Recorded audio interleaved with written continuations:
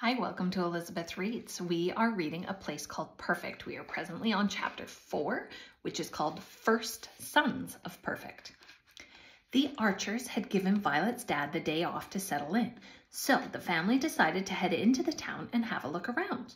The best way to see Perfect was on foot, Edward Archer had said as he dropped them home, so that's what they decided to do. They changed out of their pajamas and had a quick breakfast, and then Violet led their parents down their driveway. Rose stopped at the bottom and gasped, "Isn't it beautiful, Eugene?" They were surrounded by mountains. Greenish hills were to the front and blue mountain peaks loomed high behind them with nothing else for miles around. Perfect sat in the middle of the ranges, as if a scoop had been taken out of them, leaving just enough space for the town. On the journey yesterday, Violet had had the distinct feeling they were driving into the middle of nowhere. Now she knew she was right. After a few short hours, she was already used to wearing her glasses. In a strange way, it was like they'd been stuck on her face forever. Everything was now crystal clear, and she had to admit the view was kind of nice. Their house was on the edge of town at the bottom of a long tree-lined avenue. As they walked, Violet noticed the trees were exactly the same distance apart. She measured them by counting her steps. After walking for a few minutes, they turned left off the avenue and the town center came into view. A black iron plaque high on the wall of a building read "Splendid Road." The road was narrow and lined with 3-story red brick buildings. It ran the entire way to the Archer Brothers Opticians, which stood out like a beacon ahead of them. As they walked towards it, Violet noticed that every door on the street was painted black and a window box of flowers decorated every sill. They reached the optician's shop, and the steps in front reminded Violet of where she'd bashed her toe earlier that morning. Now she saw the stone building in all its glory, sparkling gold letters proudly spelling out Archer Brothers Spectacle Makers Emporium above their navy-painted door. To the left of the emporium was a high stone wall. To the right was a street of stone buildings which seemed to be filled with shops. Another black iron plaque high on a wall read Edward Street.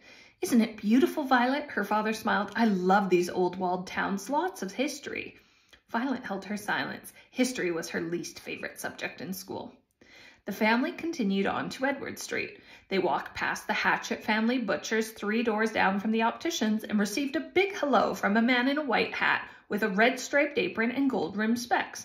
He greeted them by name, which was odd because they definitely hadn't been introduced.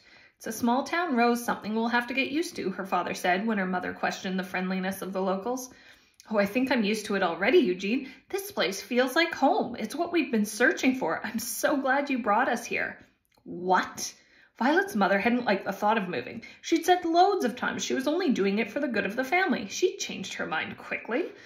"I think we've made the right choice, Eugene." Her mother smiled, squeezing her husband's hand. Her dad beamed and kissed her mom's forehead outside Sweet Patisserie, the baker shop. Violet cringed. Things were strange in the town. Firstly, everyone wore glasses, the same rectangular gold-rimmed rose-tinted style. The streets were perfectly clean and orderly. There wasn't any rubbish floating about, not even a single sweet wrapper. There was no chewing gum stuck to the black benches that lined the footpaths, and not the tiniest bit of graffiti on the walls.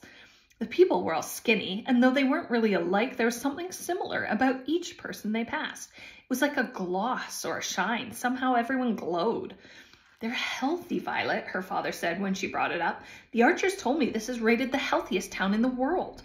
It was definitely true. There wasn't a Chippers anywhere, and she loved fish and chips on a Sunday evening. It was a Brown family tradition. She noted that down as another black mark against the town. While her parents were busy chatting to another local who knew them by name, Violet quickly slipped away. She passed by the town hall, an old building with 4 stone columns decorating its facade. Violet stopped and craned her neck back to get a better look at the huge clock tower that sat on the top of the hall's slated roof. She imagined it was possible to see the whole town and the mountains from up there. Next to the town hall was the Archer's tea shop, painted in the same navy and gold colors as the tea packet which lay empty on their kitchen table from the night before. A little further down Edward Street, Violet noticed a lane off to her left. High up on the wall was another black iron plaque which read Archers Avenue. She turned off the main street onto the spotless cobbles. The right-hand side of the avenue was lined with 2-story stone houses, while on the left was a tiny, almost hidden passageway which appeared to run down by the backs of the shops that faced onto Edward Street. The passageway, called Rag Lane, was dark, shadowed by the back of the shops on the left and a high stone wall on the right. It was uninviting too, unlike everything else she'd seen in Perfect so far. Something about it drew her in. A little nervous, she walked down the narrow passage, stopping at regular intervals to see if anyone was watching from the shadows. Her heart was racing, but she kept going. This was the only thing in the town that wasn't so perfect. It felt as if she was starting to walk downhill when the lane sloped a little to the right and she came to a dead end. She turned around to go back and noticed she was behind the town hall. The glass windows of the clock tower loomed high above her. She returned to the start of the passageway, and instead of turning right towards Edward Street, she kept the wall on her left and decided to explore further along Archers Avenue. One of the stone houses on the right-hand side of the avenue had another black iron plaque, and she crossed the cobble dash to read it.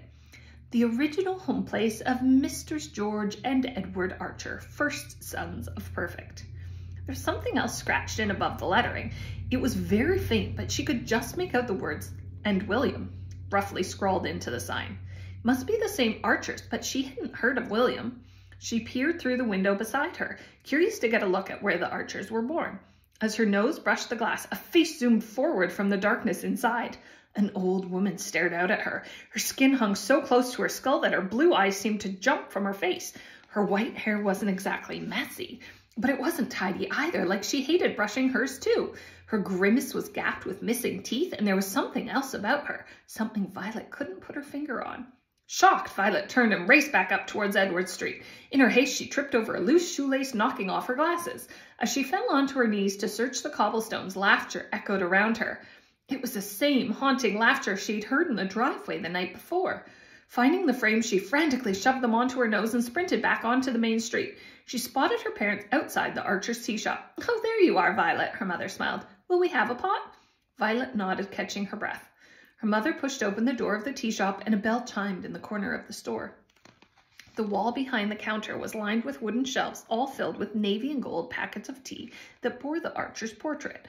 Navy and gold mugs, tea strainers, and pots hung from hooks in the rafters, and beautiful upturned wooden tea chests served as tabletops around the shop.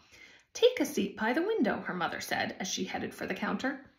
Violet and her dad sat down at a table looking out at the pretty streetscape. To cover the awkward silence between them, Violet pretended to be engrossed in people watching. Rose came over with a tray in one hand and an ornate tea chest in the other. "What's that for, ma'am?" Violet asked, eyeing the chest. "It's for the tea man, Violet. The woman behind the counter told me everyone has them in Perfect. You leave them at your door and the tea man drops your daily supply in it each morning. Isn't it beautiful? The tea is delivered fresh every day, you know, just as the Archer said. No wonder it's so tasty. They're so nice here, and the prices aren't too bad either, Eugene." Rose smiled, patting her pocket. Eugene hadn't heard a word and continued to look out the window as Rose began to pour the tea. "Ma'am?" Violet said. "Yes, pet." "My glasses fell off in the avenue just down there," she pointed in the general direction, "and I heard someone laughing at me. I heard the same voice last night when we arrived. I think someone's following me." "Violet," Rose smiled, wrapping her arm around her daughter. "Yes, ma'am?" "You know your imagination runs away with itself, pet. You're just like your father," Rose said, nodding at Eugene, who was still daydreaming through the window.